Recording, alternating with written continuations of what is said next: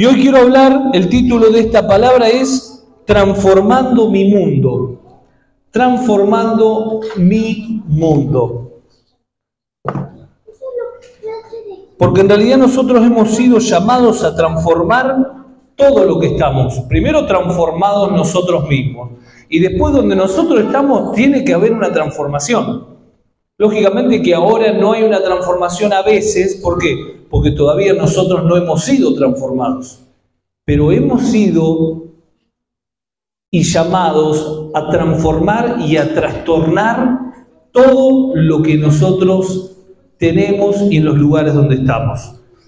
Por eso, este título de Transformando mi mundo tiene que ser una realidad. Tiene que ser una realidad. Cuando hablamos del mundo, hay tres interpretaciones, acepciones de la palabra mundo. Podemos hablar del mundo como el hábitat que vivimos, esta tierra, ¿no?, en la cual nosotros pisamos. Este mundo que muestra la gloria de Dios, ¿no? Los cielos muestran tu gloria, el firmamento. Este mundo, podemos hablar también del mundo como el hábitat, como las personas que están en el mundo. Por eso hoy decía, de tal manera amó Dios al mundo. No amó a las rocas, no habló a las montañas, amó a todos los habitantes que entregó a su Hijo para que los que lo aceptan sean hijos. O sea, pasen del mundo, pero los amó.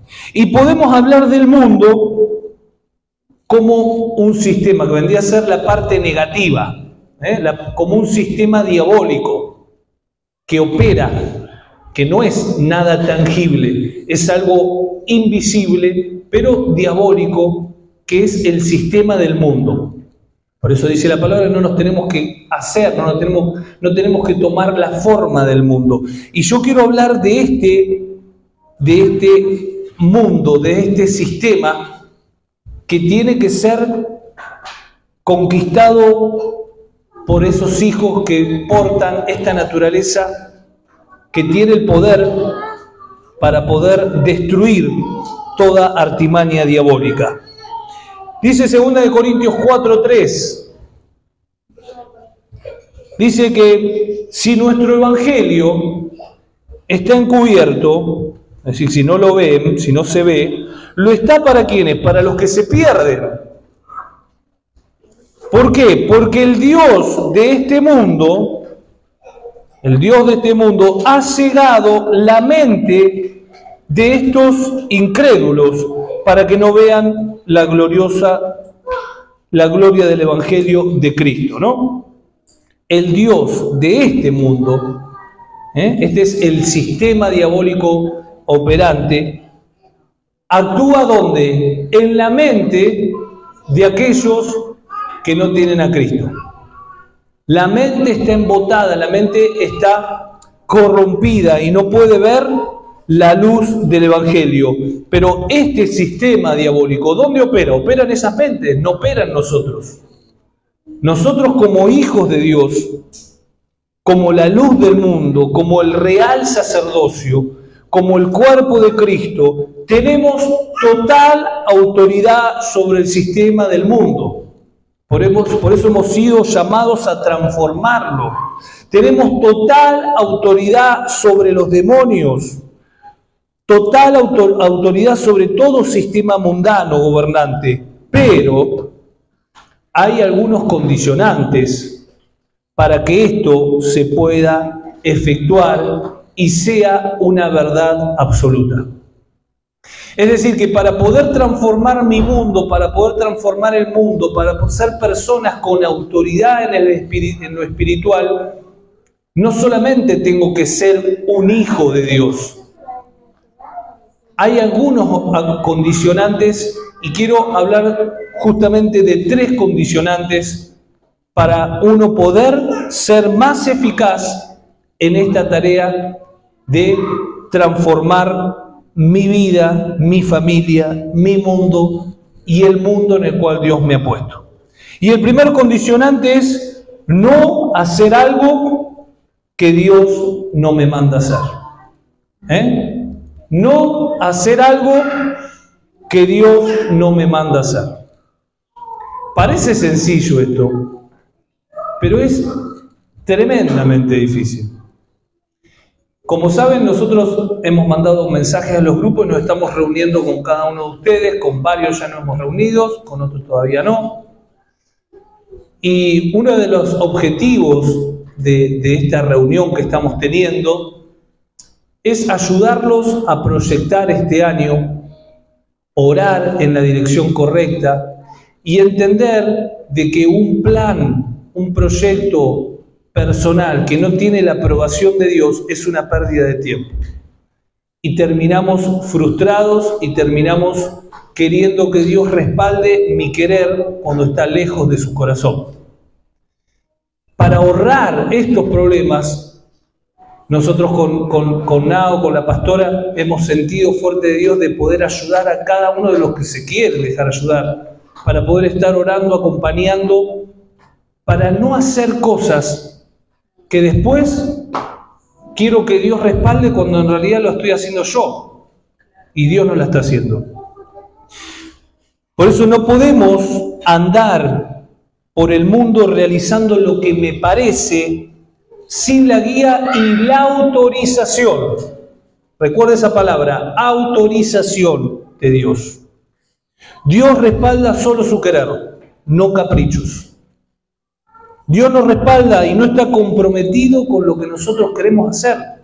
Esto lo tenemos que entender. Aunque hagamos berrinche, Dios nunca va a hacer algo que no esté en sus planes. Dios nunca va a hacer algo que no sea para nuestro bien y conforme a su propósito. No, pero quiero hacer esto, pero lo querés hacer vos, no lo quiere hacer Dios. Entonces te vas a dar la cabeza contra la pared todas las veces y va a ser en pérdida. Va a ser en pérdida. Seguramente el año pasado hemos visto cosas que quisimos hacer y no las hicimos, nos hemos frustrado en determinadas cosas, por eso hemos determinado de que este año no va a ser así. Y todo lo que vamos a hacer tiene que ser respaldado por Dios, tiene que nacer de su corazón para poder tener su aprobación, y al tener la aprobación tenemos el respaldo. Cuando tenemos la aprobación, tenemos el respaldo. Y pongamos un ejemplo práctico para poder entenderlo. A ver, ¿cuántos tienen hijos menores de edad acá? A ver, ¿tienen unos cuantos? Bien. Y ahora imaginemos como que todos tenemos hijos menores de edad, ¿no?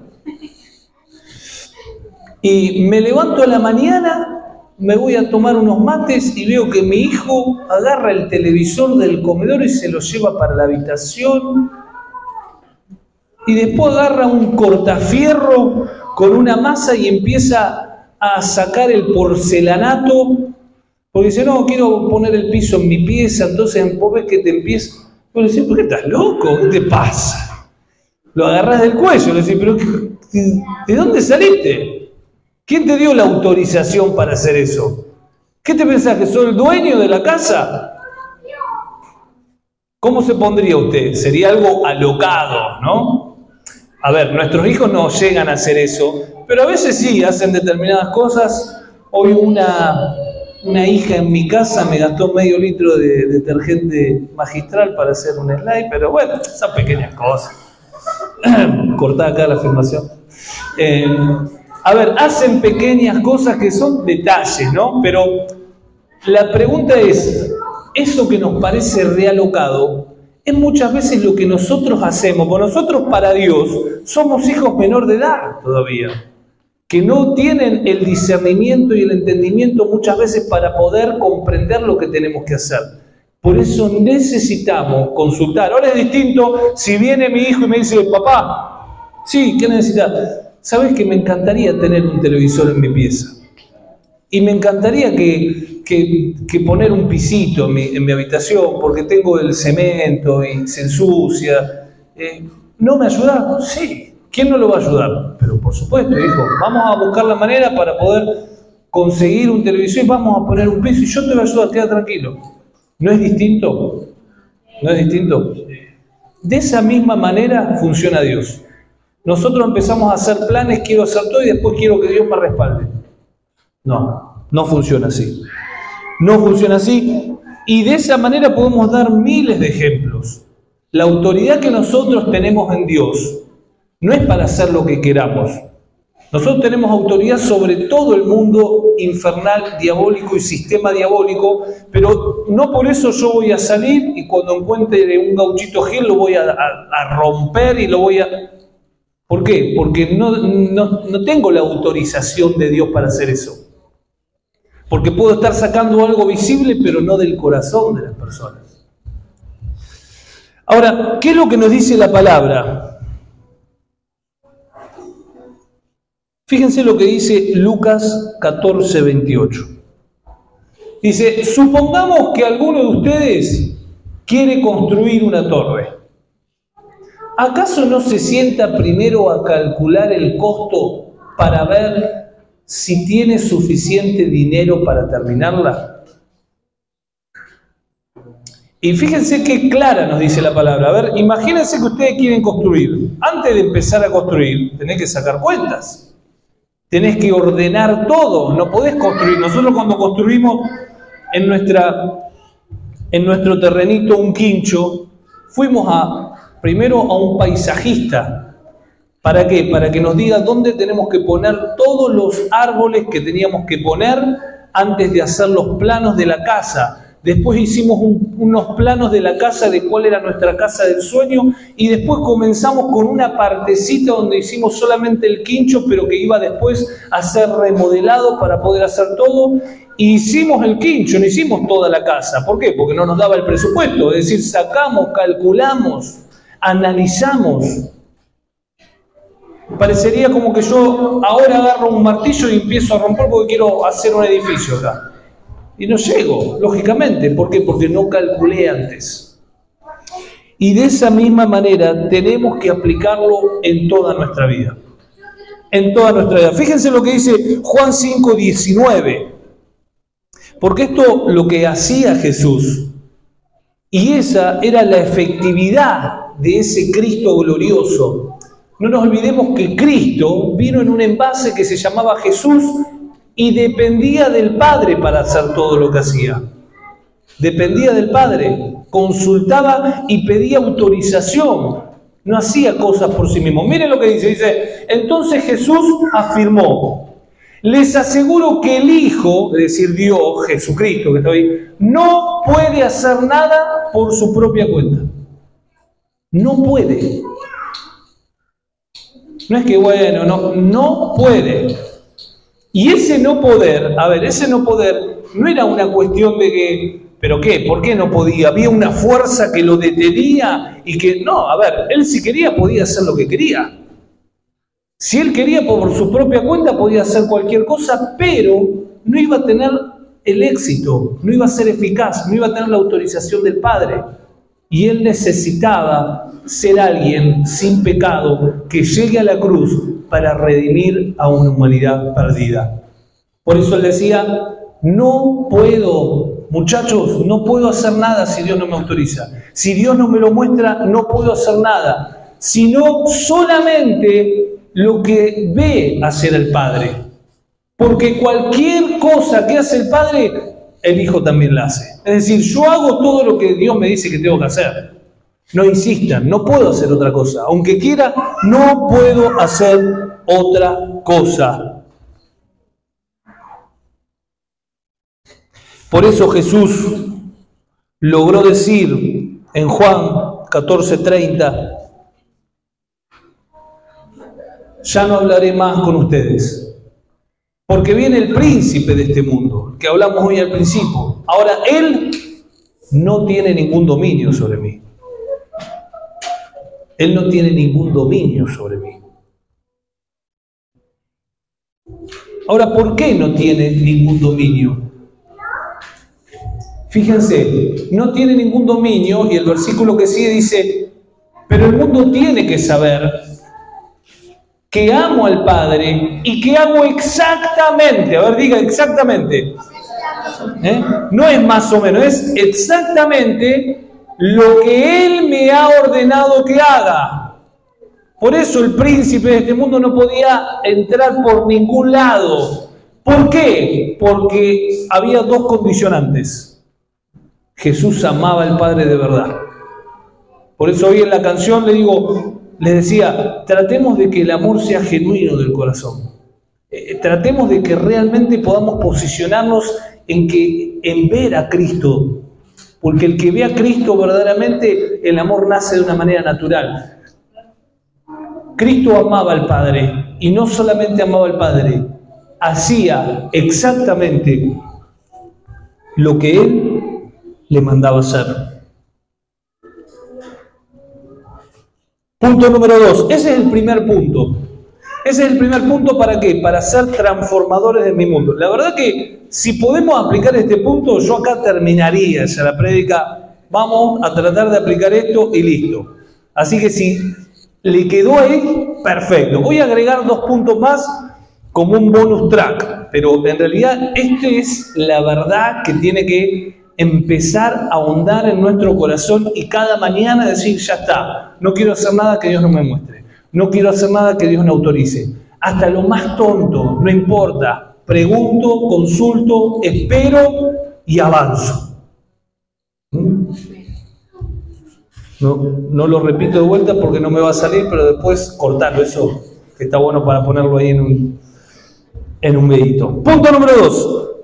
Tener una vida ordenada en todas las áreas. Este es el punto número 2 para uno ser un transformador, una persona con autoridad en lo espiritual y ser esas personas que muestran verdaderamente a Cristo. Tener una vida ordenada. ¿En dónde? En todas las áreas. A ver, venimos hablando de orden hace cuánto. Hace unos cuantos meses, ¿no? Y nos damos cuenta que tenemos que seguir queriendo, amando y yendo hacia el orden. Y esto es fundamental entender que el orden no es de un día para el otro. Porque venimos hablando de esto y todavía no lo hemos podido aplicar, pero en nuestro corazón está el deseo de querer aplicarlo. En nuestro corazón está el hecho de decir, quiero que Dios ordene mi vida. Necesito que Dios ordene mi vida. Si hay algo que estamos buscando como pastores, es que cada día Dios pueda ordenarnos más en todas las áreas. ¿Para qué? Para que el enemigo no tenga posibilidades de perjudicarnos, para que no demos lugar en ninguna de las áreas, porque tenemos todas las áreas ordenadas. Dice la palabra de Dios que el enemigo, el diablo, anda como león, ¿qué? León rugiente, ¿qué más? La pregunta es, ¿puede devorar a alguien? La respuesta es sí. ¿Saben por qué? Porque aquellos que están desordenados y abren puertas para que entre el leoncito, te hizo bolsa. Y después te encontraste con una depresión, te encontraste con adicciones, te encontraste tirando para atrás y vos decís, ¿qué me pasa? Y me pasa que dejaste a puertas abiertas. Ahora, si uno está ordenado, si uno no deja nada abierto, a ver, el viento en Caleta Olivia no entra dentro de la casa porque sea muy fuerte. El viento entra porque hay endijas que todavía no cerré. Si mi casa sería hermética, por más que el viento sea fuertísimo, no entra nada. Tengan oído, el que tenga oído, que oiga. Si mi casa, por eso, una cosa son las pruebas y otra cosa es vivir en pruebas. Si yo vivo en pruebas, bueno, sentémonos, analicemos qué es lo que está pasando. Porque por ahí por abajo de la puerta, que no veo nada, hay una endija que está entrando tierra, está entrando. Y el viento siempre va a estar. El sistema diabólico siempre va a estar. El problema no es el sistema, el problema soy yo. El problema es que yo tengo que cerrar todo. ¿Para qué? Para poder realmente ser, como dice la palabra, cartas vivas. Cartas que las personas puedan ver y ver que realmente el Cristo que porto es verdadero, es poderoso. Ahora, si yo hablo de Cristo y muestro a un cristiano derrotado, estoy mostrando una realidad que no existe. Por eso Jesús que dijo, el diablo no tiene ningún dominio sobre mí. pero él andaba ordenado. Por eso le dijo a Pedro, esperá, dale al César lo que es de César, a Dios lo que es de Dios. ¿Qué es esto? Esto es orden. No, esto va para esto, esto va para esto, esto va para esto. No puede ser que estemos a veces a fin de mes y estemos desesperados. Pero a principio de mes estuve yendo al shopping, bueno, acá no hay shopping, pero estuve yendo al cine, estuve comprando esto. Ordenémonos, seamos sabios, aprendamos a decir que no. ¿Sabe que a veces nos falta? ¿Pero qué quiero? Y bueno, pero no compré factura. Come pan y hacete tostadas. ¿Pero qué le voy a decir que no a mi hija? Mi hija ya se acostumbraron a decir que no. Saben cuándo hay y cuándo no hay. Ahora, yo prefiero decirle que no a mis hijas, pero tener un sí de Dios y una aprobación de Dios por una vida ordenada. Por una vida que sabe decir que sí, que sabe decir que no, que sabe cuándo se puede, que sabe cuándo no se puede. Porque amar no es abrazar solamente. Punto número 3. Rindiendo todas las áreas de mi vida a Cristo. Y lógicamente que todo esto lleva un proceso. Todo esto lleva un proceso. Pero Dios quiere que realmente nosotros podamos estar en sus manos. Mire, si hay cosas que nos siguen molestando, que nos siguen haciendo mal, que no las podemos superar, es porque no las entregamos verdaderamente. Lo que está muerto no reacciona. Lo que está muerto no reacciona. Y si seguimos reaccionando es porque no queremos morir a determinadas cosas. Cristo quiere que entreguemos todo a Él, una y otra vez. Cuando en Marcos 8:34 llamó a la multitud para que se unieran a los discípulos, les dijo: si alguno de ustedes quiere ser mi seguidor, quiere ser mi discípulo, quiere ser ese cristiano victorioso, tiene que abandonar su propia manera. No es a mi manera, es a su manera. Tiene que abandonar su propia manera de vivir. Tomar su cruz cada día y seguirme. Ahora, si tratas de aferrarte a la vida, la perderás. Pero si entregas tu vida por mi causa y por causa de esta buena noticia, la salvarás. Porque ¿qué beneficio obtienes? Versículo 36. ¿Qué beneficio obtienes si ganas el mundo entero, pero terminás perdiendo tu alma? ¿Hay algo que valga más que tu alma? ¿Hay algo que valga más que lo eterno que tenemos? ¿Hay algo? Si todo lo demás es pasajero, sí, lo entendemos, pero en el diario vivir no lo vivimos, porque seguimos eligiendo lo perecedero por encima de lo eterno. Y esto no lo tomen como el pastor vino afilado, nos está dando como un caño. No, es una palabra para que todos reaccionemos. Nosotros somos los primeros que queremos aplicar la palabra de Dios para que no haya nada que quede vivo, sino que todo sea rendido a los pies de Cristo y poder caminar. Pero se burlan de mí y me dicen esto, seguí. Pero me mató, seguí, tranquilo. Por eso Gálatas 2:20 dice, en realidad la versión TLA, fíjense lo que dice la versión TLA, Gálatas 2:20. Dice, en realidad también yo he muerto en la cruz. Esa es la realidad. El bautismo, a ver, cuando nosotros nos bautizamos, es decir, morís a tu vieja vida, morís en la cruz junto con Cristo. Dice, en realidad también yo he muerto en la cruz junto con Jesucristo, y ya no soy yo el que vive, sino que es Jesucristo el que vive en mí. ¿Sabe? A ver, las prédicas a veces es más lindo decir, vamos que vos podés, vamos para adelante, toda la fuerza, pero la realidad es que con nuestra fuerza no podemos llegar a ningún lado.